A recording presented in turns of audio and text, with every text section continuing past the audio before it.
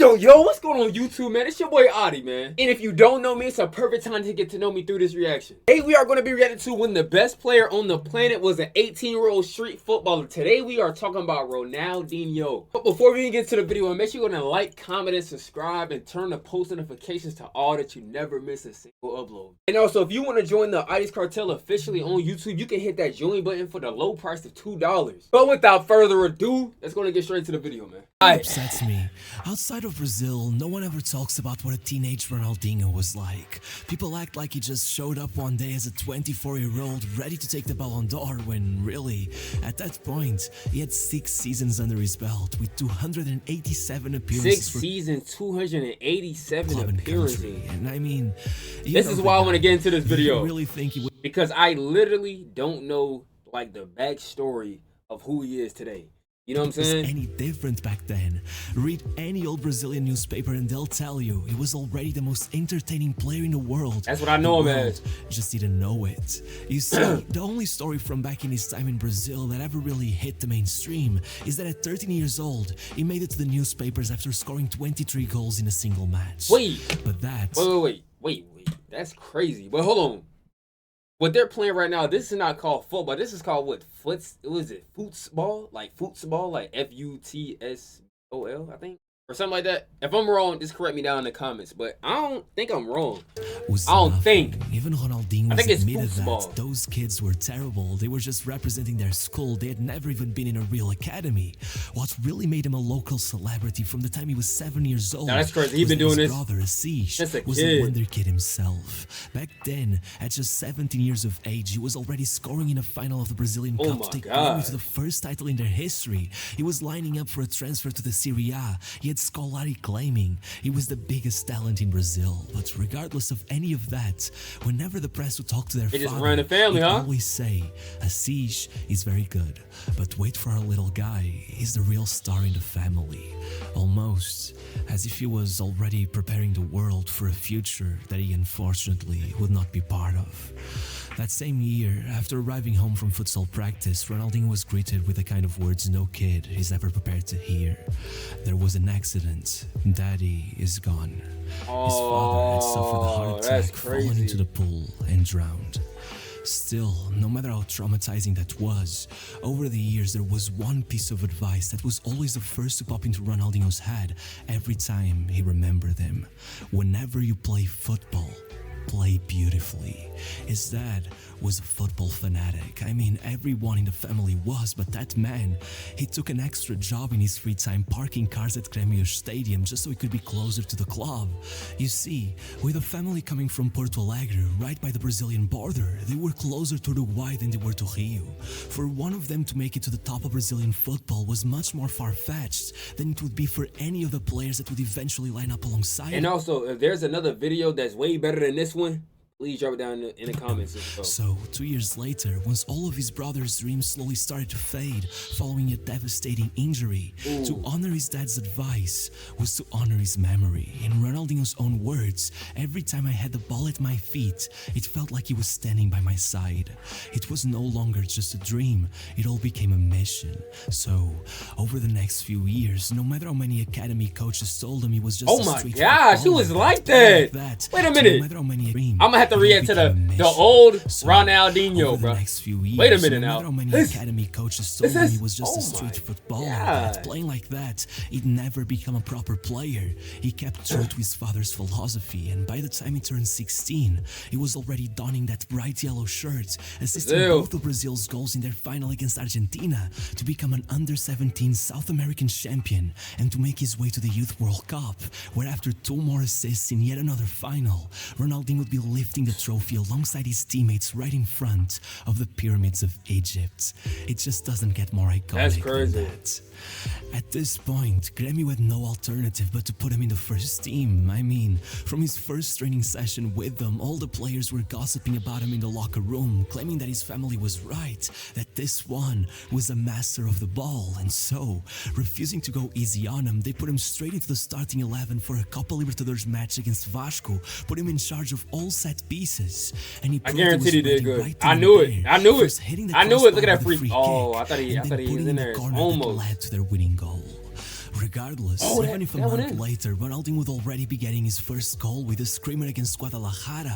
Over that first season, he would struggle to get much playing time, falling out of favor with manager Celso Hoth, who was frustrated by how often the federation would call him up to represent the youth national teams. But no matter what, the next year, despite missing out on the opening 8 matches of the Gaúcho Championship to yet again join Brazil for the Under-20 World Cup, he'd come back after collecting the bronze medal, get introduced into the team, and go absolutely nuts, scoring 9 goals in his first 10 matches goals of in the the Gaúcho first 10 Championship, matches. and watching his team lose the quarterfinals first leg in his absence. That's 1 goal coming almost in every for the match. second, and scoring twice to put them through, as the fans who had quickly embraced him as their new star player began mocking the constant comparisons to the phenomenon himself by chanting that he was not the little Ronaldo, but the better Ronaldo. And by the semi-finals, he'd already be scoring both home and away to put Grêmio in the final against their direct rivals Internacional, which would simply become the match where Ronaldinho announced to the entire country that he was the next in line,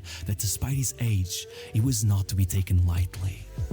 Going into the finals first leg, there was one international player Ronaldinho was keeping an eye on, none other than Dunga, the captain of the Brazilian national team who took the 1994 World Cup title. But as the local newspapers were already labeling this game as a matchup between old and new, outside of their state, with Grêmio having gone 8 matches without beating Internacional, somebody just told you. no one thought a Literally while I'm a recording. chance against Dunga. And after Appreciate Grêmio that. took a first leg defeat, Antonio. as a frustrated Ronaldinho came Welcome. off the pitch, complaining that his free kick had gone in. Oh my Most assumed God. they were right to doubt him, but now went into that second leg. He kissed the ball, set it down for another free kick, and curled it straight to the top corner, forcing it all into a third match tiebreaker. Look, I genuinely think Dunga could have had a shot at that final game had he not made one massive mistake. As he came off of the second leg, angry that the kid had literally stepped on him, he claimed that this Ronaldinho is a poorly mannered player. In the decisive match, he'll get what he deserves. And that made it personal. The kid had grown up collecting Panini stickers with Dunga's face on him, and now he was spending the whole week watching his idol drag him on live TV. That's crazy. Upset, he showed his teammates a specific dribble in training and told them, if I catch Dunga one-on-one, I'm gonna pull this trick on him, going as far as betting them dinner that he'd really do it. So even once he made it past 4 defenders to score the goal that Oh left my Grêmio gosh. with one hand on the trophy and Ronaldinho himself at the top of the goal-scoring charts, that wasn't enough. Minutes later, like the Wild Wild West, he found himself one-on-one with Dunga and broke his ankles with a dribble so embarrassing, even his own mom says she didn't raise him to be out and about humiliating people like that. And yet, to make it all worse, then he'd pull a sombrero on him, securing the trophy as the fans ran into the pitch to thank him, and making sure to tell the press that I could have done much worse. He actually got off easy. I had several dribbles reserved just for him. They all had his name on them. After that performance, Ronaldinho with Vanderlei Luxemburgo beating himself up over the fact he'd locked in his Copa America call-up without putting his name on it. But thankfully for him, Edilson pretty much incited a riot by showboating in the middle of a match. So Vanderlei used that as justification to cross his name off the list and bring Ronaldinho instead, even though at that point there were only 9 days left until the start of the tournament. The whole thing was so sudden that Ronaldinho was made aware of his call-up while he was still celebrating the Gaúcho Championship win live on TV. At first, generally insisting that they had to be pranking him, though somehow, 5 days later, he was already being brought into a friendly against Venezuela for his national team debut. Nah, this And is I a kid you good not, video, bro. With his first ever touch, he lifted the ball over the defender Oh and made my. it past another. Oh and my. sealed the Yes! for his first ever goal. And though Goal, in goal, the goal, Copa goal, America, goal, he'd still goal. play a minor role as Rivaldo and Ronaldo led them to the title. Just 10 more days after that final, the Confederations Cup began. Bro, I'm not gonna lie. I'm It becoming a Brazil football fanatic fan, bro. I'm gonna keep it a Honda. Bro. Listen, I've been loving Brazil, bro. Brazil and Barcelona has literally been my top 2 teams right now. I'm not even gonna lie to you, bro. And I'm a new footballer, bro, but I've been loving Brazil and Barcelona so much. Game, he scored 1 and assisted I'm not to even gonna demolish lie. Germany 4-0. In the second, he got their only goal against the United States. Especially the old to close Brazil, out the bro. group, he got another against New Zealand, and in the semis, just Wow. Look at the speed. Look at the 11 speed. minutes in, he had scored his first. Before the first half closed, he put in a perfect cross for Alex. In the second, he started off things by assisting another, then scored this sort of acrobatic goal. Got one more assist as the game was about to go into injury time. And once there, the cherry on the cake, he pulled off maybe the goal of the tournament. 3 goals and 3 assists in an 8-2 semi-final win. A little more than a month after his national team debut. Never had a kid deserve to lift a trophy more than he did in that tournament, but unfortunately for him, neither the golden ball nor the golden boot were enough to ease his pain, as in the final, even after adding 2 more assists to his tally, they would lose regardless. Still, after starting the next season with another absurd campaign at the Gaúcho Championship, finishing just 2 goals of being the top scorer, despite missing out on a ton of matches while he was out carrying the Brazilian under-23s, with 9 goals and 4 assists in just 7 matches at the pre-Olympic tournament. Suddenly, the European clubs were all starting to make their moves. There were scouts from Barcelona, Milan and Real. PSV had made it public they intended to make him the heir to Romário and Ronaldo. Leeds United allegedly put down a €30 million offer, but Grêmio refused to budge, instead offering Ronaldinho the chance to triple his salary by signing a contract renewal, which was precisely when the situation blew up. Ronaldinho rejected the renewal, which, alongside the fact that a law that allowed players to negotiate free transfers once they were in the final months of their contract was about to be put in place, meant that, very clearly, he and his brother was now his agent. Yeah, I was literally about to ask it. Was that his brother? That Grêmio's board made a request straight to the president of Brazil to delay the approval of the new law. Regardless, no matter how scared they were, even after a massively disappointing Olympic campaign where Brazil was knocked out by a 9-man Cameroon in extra time, despite Ronaldinho having come clutch with a last-minute goal, once he made it back to Grêmio to play the Brazilian Championship again, he popped off.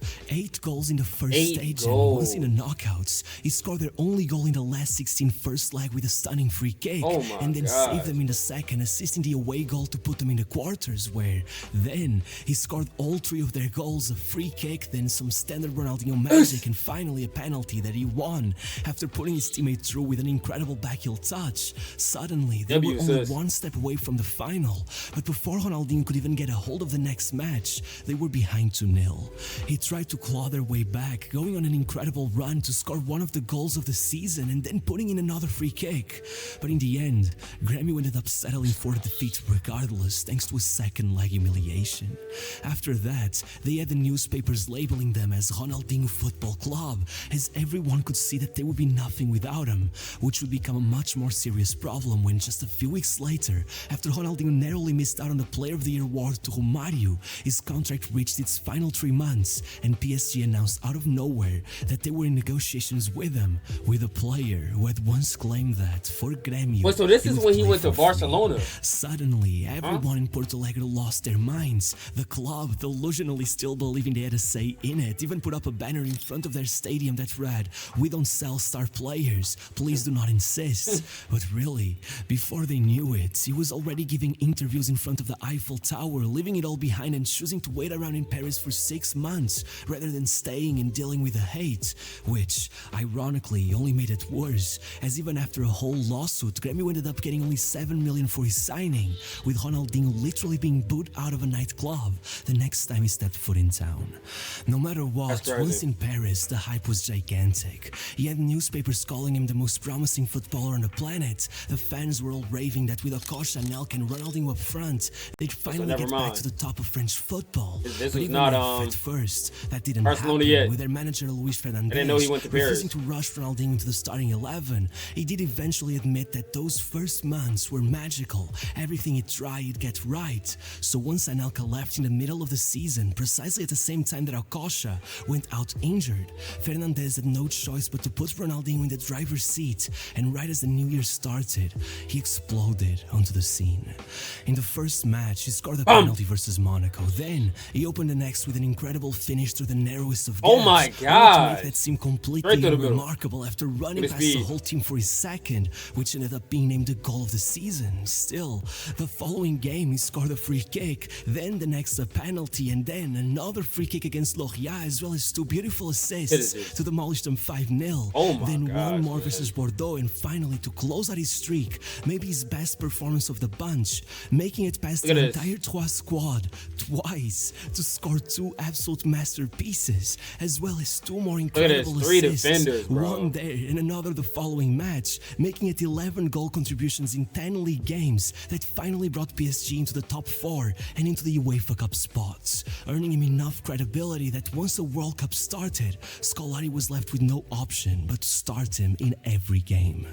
Right from the get-go, he was dribbling circles around any defender who thought he could get the ball off him. By the second game, he was already getting his first goal and assisting Rivaldo, which he did again in the round of 16. And by the quarters, if there was any doubt in anyone's mind that he could hang with the all-time greats that were lining up beside him, once Brazil went into the second half down 1-0 to England for what seemed like the 100th time that year, he grabbed the ball and made it past their entire team before sliding it off to assist Rivaldo for the third consecutive game.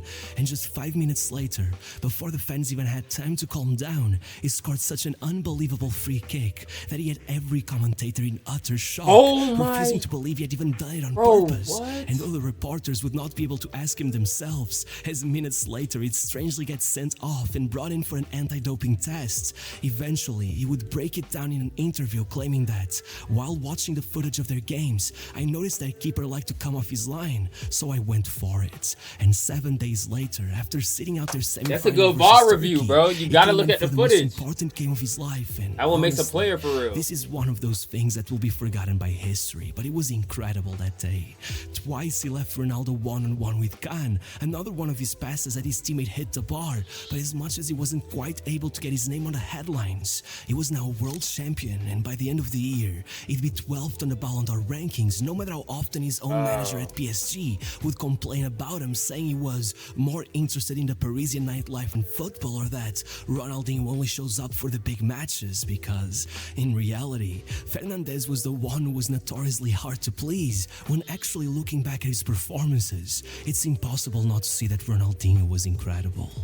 Right from October, he got things going with the classiest finish against Troyes. The next game, he gave them their first win over Reims Marseille in 2 years, scoring twice, one of them being a free kick from a seemingly impossible angle. Then came an assist in each of the 2 games that followed before going on a run with a goal against Monaco and further assist against Lyon, Bordeaux and Lille, bringing it all up a notch by scoring what was quite literally the goal of the season against Drogba's Jangan, and then going into an away match against Marseille, intercepting the ball, as usual running the whole length of the pitch in order to score, and somehow, before the end of the match, doing it all again, damn near mocking the keeper before going around him, only for his teammate to pretty much steal his goal, as he led PSG to their first win at the start of the tournament after 14 we almost years, done. and completed the I didn't even realize that, bro. 14 goal contributions in 14 league matches. 14 goal contributions. And completed a streak of 14 goal contributions in 14 league matches.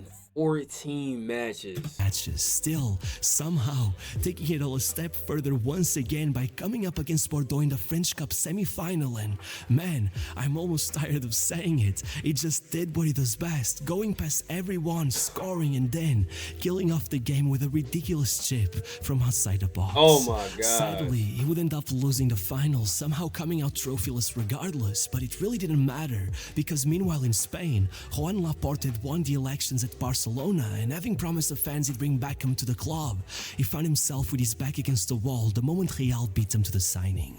But thankfully for him, it was right there that one of his right-hand men, Sandro Rosell, suggested the signing of Ronaldinho as an alternative, leading Barcelona to come in with a 35 million euro offer. It's when he went to Barcelona. Alex Ferguson, when he was just 48 hours away from signing with United. And look, the day he signed, they had Real Madrid executives mocking Barcelona, claiming there was no point in buying him since he's so ugly he'd sink you as a brand. Pundits on TV were agreeing, claiming Laporte had betrayed the fans, that this signing was a mere cop-out. But well, a year and a half later, Ronaldinho was the new FIFA World Player of the Year, and when it comes to that brand recognition, he was on the cover of FIFA. He was the most loved player on the planet.